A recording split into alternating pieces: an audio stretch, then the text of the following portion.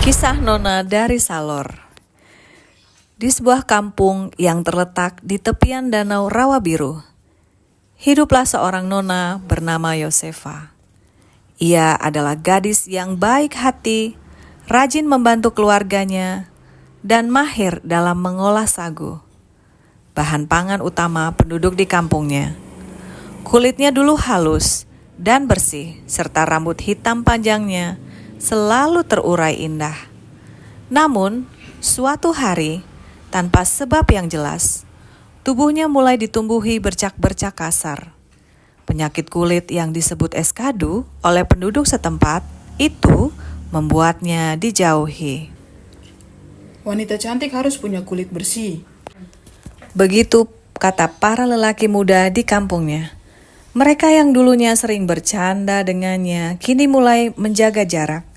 Anak-anak kecil yang dulu senang mendengarkan cerita Yosefa juga mulai menghindar. Bahkan beberapa perempuan tua pun mulai berbisik-bisik saat melihatnya lewat. Mungkin dia dikutuk. Ujar seorang ibu parubaya kepada temannya. Atau dia sudah melanggar adat. Balas yang lain dengan suara lirih. Yosefa merasa terasing di kampungnya sendiri. Tidak ada satupun lelaki yang mau mendekatinya untuk melamarnya. Padahal usianya sudah cukup untuk berkeluarga. Setiap malam ia menangis diam-diam meratapi nasibnya. Hingga suatu hari ia mengambil keputusan besar. Ia akan meninggalkan kampung halamannya. Sebelum pergi ia mengumpulkan semua sagu yang bisa dibawanya. Dengan penuh kesabaran, ia memasukkan sagu ke dalam noken yang dibuatnya sendiri, mengikat eratnya di punggungnya. Yosefa tidak ingin pergi dengan tangan kosong.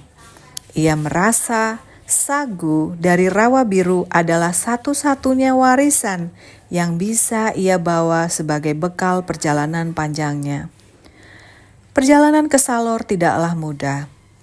Ia harus melewati hutan lebat, menyeberangi sungai dengan perahu kecil, dan menempuh jalan yang jarang dilalui manusia.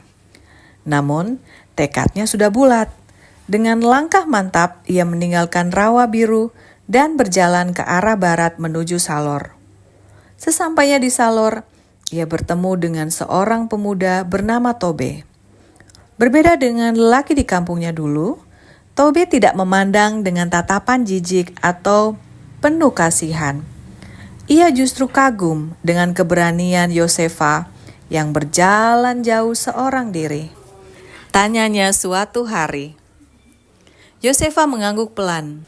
Saya dari Rawa Biru. Saya tinggalkan kampung karena tidak ada yang menerima saya di sana. Di sini semua orang punya nilai.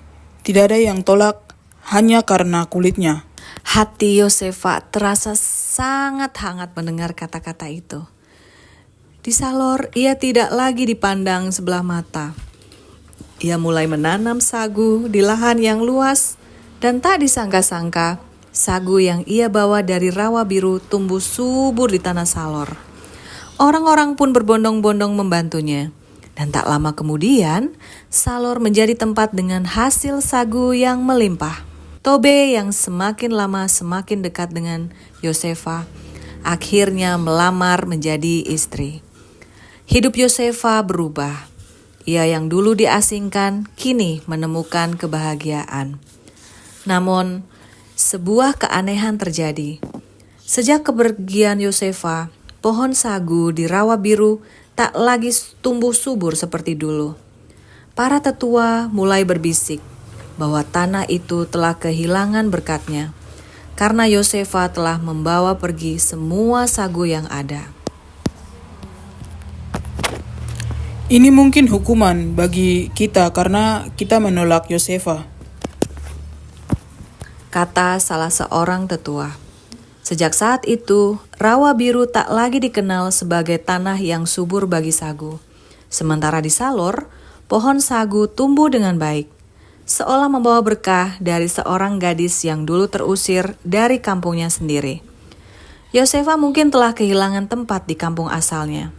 Tetapi di tempat yang baru, ia menemukan rumah sejati dan kebahagiaan yang tak pernah ia duga.